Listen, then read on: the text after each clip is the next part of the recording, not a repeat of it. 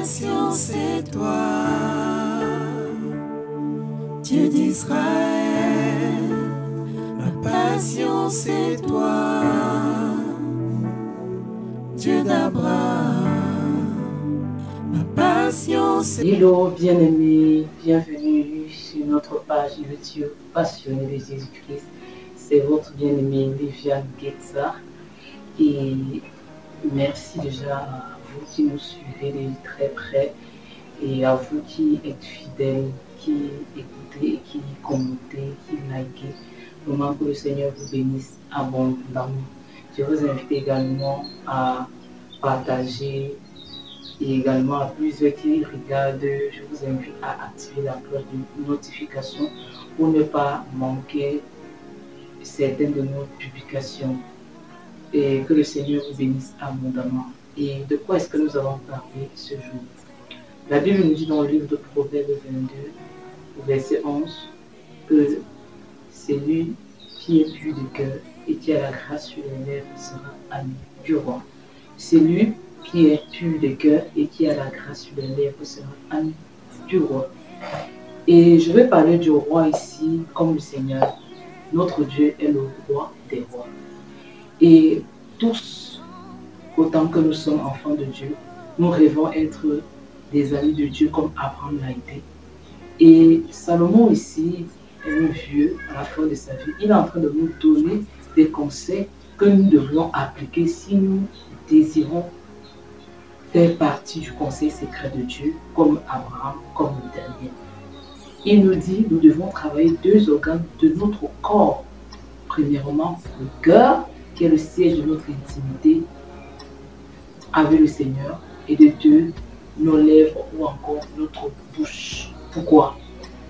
La bouche est malheureusement la porte d'entrée, ou encore les lèvres, c'est la porte d'entrée de plusieurs péchés dans nos vies. Et Salomon dit que si nous voulons une certaine intimité avec le Seigneur, nous devons travailler ces deux organes. Le cœur, c'est quoi? Le cœur, de manière biologique, c'est un organe qui a la vocation de pomper le sang vers les différents organes de l'organisme afin que les différents organes soient nourris en fait. Ça veut dire que si notre cœur est en mauvais état, alors tout notre être est en mauvais état. Et le cœur, c'est le lieu de notre intimité avec le Seigneur. Et ce cœur-là, c'est un cœur nouveau qui nous a été donné à la naissance. Mais ce cœur-là peut être entaché par le péché si nous ne veillons pas. C'est la raison pour laquelle dans Proverbe 23, 4, 23, il nous a dit veille sur ton cœur plus que toute autre chose, car de lui vient les sources de la vie. Nos sources viennent de notre cœur. Et voilà pourquoi, lorsque le cœur est malade, ça se constate par nos lèvres. L'expression de ce qui sort de notre bouche est le résultat de ce qu'est notre âme à l'intérieur. Si tu veux connaître l'état d'âme de quelqu'un, regarde seulement ce qui sort de sa bouche. Parce que la Bible nous dit que de l'abondance du cœur que la bouche parle. Une personne qui est joyeuse, qui est en bon état, lorsque cette personne parle, tu sais. Une personne qui est malade, lorsqu'elle ouvre la bouche, tu sais également, au moins de ce qui sort de sa bouche. Salomon nous dit, si nous voulons être proches du Seigneur, nous devons travailler notre cœur, mais nous devons travailler également notre bouche. Et j'étais en train de dire que la bouche, c'est la porte d'entrée de plusieurs péchés dans notre vie. C'est pour ça que la Bible dit que la femme sage a une particularité, qu'elle ouvre sa bouche avec sagesse. Et ce sont des instructions et marques qui sont sur sa bouche. Le Seigneur, à un certain moment, va dire à Jérémie, qui déjà prophétisait déjà certainement, dans Jérémie 15, verset 19, le Seigneur va lui dire que si tu te rattaches à moi, si tu ne sais pas ce qui est vide et ce qui est précieux, alors tu seras ma bouche. Depuis Jérémie 1 jusqu'à Jérémie 15, certainement Jérémie a beaucoup prophétisé. Mais à un certain moment, le Seigneur dit encore au prophète, prophète, il faut veiller sur la qualité de ta bouche, sur ce qui sort de ta bouche. La Bible dit également par rapport à, la Bible nous parle du prophète Isaïe, d'Isaïe 1 jusqu'à Isaïe 6, Isaïe a prophétisé. Mais dans Isaïe 6, le Seigneur dit quelque chose de fort. Il voit un autre niveau de gloire de Dieu qui lui donne de se remettre en cause. Il va dire, je suis un homme aux lèvres impures, vivant au milieu d'un peuple dont les lèvres sont impures. J'ai vu le roi. Et lorsqu'il va reconnaître la bassesse, sa bassesse, le Seigneur va ordonner à un chérubin d'espier l'iniquité de sa langue. Et avec quoi est-ce que cette iniquité doit être espiée? Avec un charbon ardent. C'est aussi, comme avec du feu, c'est aussi l'une des raisons pour laquelle l'Église est mise dans le feu.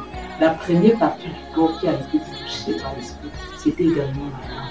La Bible dit dans Acte 2 que lorsque l'Esprit est descendu, ils ont été baptisés et des langues de feu se sont déposées sur eux. En fait, ils ont commencé à parler de la parole de Dieu. Parce que la bouche, tu annonces la bonne nouvelle, ne doit être également sur de mauvaises nouvelles. Voilà pourquoi nous entrons, nous commençons l'œuvre de Dieu par les bouches autorisées, les bouches qui prennent la peine de sanctifier, afin que nous puissions annoncer les vérités de sa part. La Bible nous dit dans le livre d'Éphésiens 4, l'apôtre Paul nous dit dans Éphésiens 4 que lorsque nous ouvrons la bouche, ça doit être pour annoncer les oracles de Dieu. Ça doit être pour encourager les personnes qui nous écoutent et non pour pouvoir prophétiser n'importe quoi. Et dans le livre des Jean, l'apôtre Jean nous dit que la religion pure et sainte consiste à tenir sa langue en bride, visiter les vœux et les orphelins, mais discipliner sa langue. Et la Bible nous dit également que dans le livre de Matthieu que le Seigneur dit que tout ce qui souille l'homme vient du cœur, les mauvaises pensées, tout. Si ça source du cœur, alors si tu veux être l'ami de Dieu, à un certain moment, dans Jean 15, le Seigneur va dire à ses disciples que si vous faites ce que je commande, vous ne serez plus mes serviteurs, mais vous serez mes amis, parce que je vous ai fait connaître ce que j'ai appris de mon Père. Et la Bible nous dit dans le livre de Somme 24, 14, que l'amitié de Yahvé, de l'Éternel, est pour ceux qui le craignent. À un certain moment, on a vu un homme dans la parole qui est devenu l'ami de Dieu, au point où il faisait partie du conseil secret de Dieu. C'est qui? C'est Abraham, notre père dans la foi. Et pourquoi? Parce qu'à un certain moment, Abraham ne marchait pas dans la volonté de Dieu. Lorsqu'on lit de Genèse 12 jusqu'à Genèse 17, quoique Abraham avait de nombreux richesses, ce n'est pas dit qu'il était vraiment accueillant pour le Seigneur. C'est en Genèse 17 que le Seigneur se révèle à Abraham comme le Dieu tout-puissant et lui demande de marcher devant sa face et d'être intègre.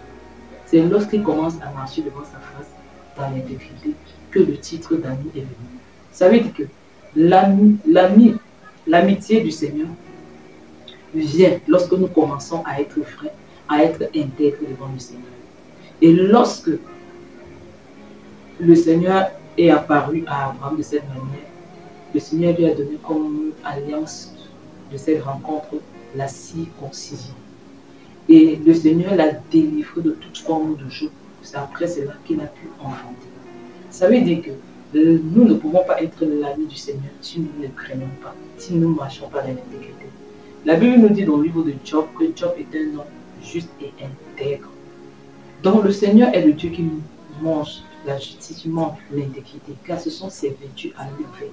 Et lorsque nous marchons dans ses voies, nous pouvons faire partie du conseil secret de Dieu. Le Seigneur, au moment de détruire Sodome et Gomorrhe, il a dit « Cacherai cette vérité à Abraham ».